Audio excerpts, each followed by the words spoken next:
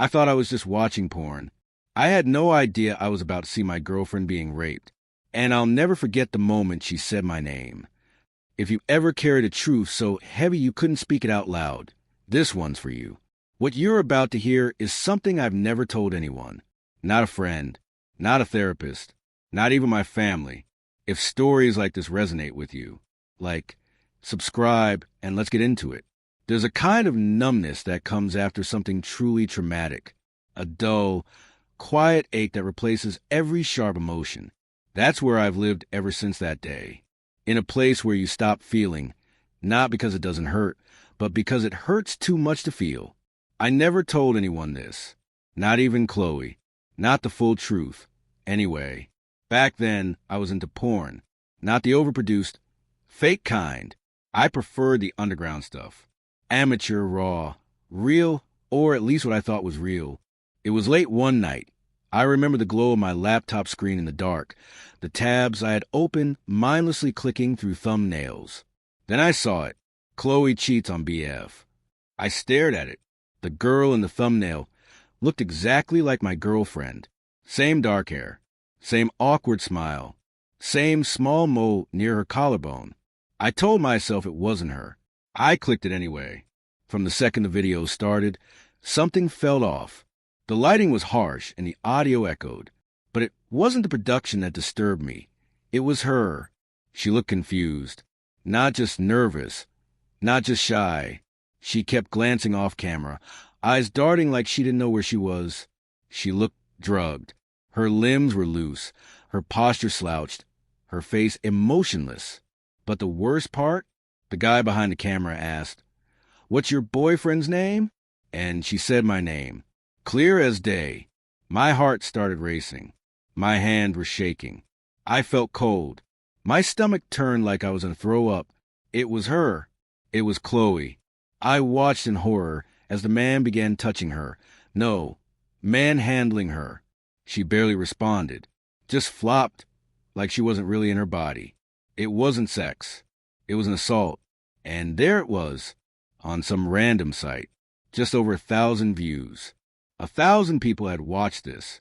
1,000 strangers had seen her like that before I even knew what happened. I slammed the laptop shut and just sat there. I couldn't cry. I couldn't scream. I just sat.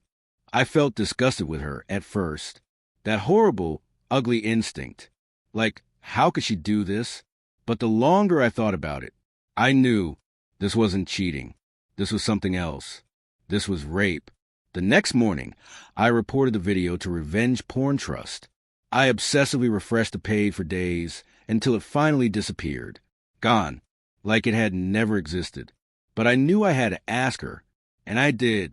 We sat on the floor of our apartment. I couldn't meet her eyes when I asked, "Chloe, do you remember that modeling interview you went to?" She froze. Then she cried. Harder than I've ever seen anyone cry. She was shaking. I held her, but I felt useless. Just completely useless. She told me the whole story. It started when she got a message on Instagram, a private model agency. They said she had the right look. They asked her to come in for an informal video interview. When she arrived, the building was half empty. They offered her water while setting up the interview. She doesn't remember much after drinking it. Just flashes. Being asked questions about her name, age, where she's from, and if she has a boyfriend. She remembers saying yes. She remembers the camera. She remembers the man. She remembers the pain. She didn't even know there was a video. She said she felt ashamed. That no one would believe she wasn't there willingly. I'd think she cheated on me. That she was dirty. But all I felt was guilt. Deep, rotting guilt. I hadn't noticed anything was wrong. I didn't see the signs. And worse, I found out because I was browsing porn. If I hadn't clicked that video, would I have ever known? I remember lying in bed that night after she told me. Her back was to me. I wanted to reach out, to hold her, to tell her she was safe now. But I couldn't move. I was frozen in my own guilt. And I kept hearing her voice from the video.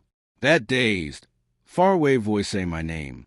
The thing is, she never fully recovered. Not emotionally. There's a part of her that still flinches when a man raises his voice. A part of her that won't walk alone at night. And me, I haven't watched porn since that day. Can't even think about it without feeling sick. I still think about how I found out. The absurdity of it. The betrayal of trust was not hers, but the world around her. A world that lets that happen and lets it be uploaded like entertainment. What does that say about us?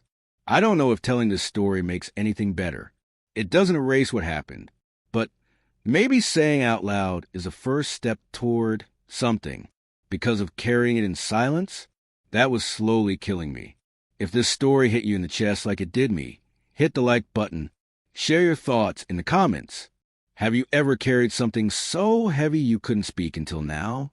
And if you want more true, emotional stories like this, subscribe. There's a lot more we need to talk about.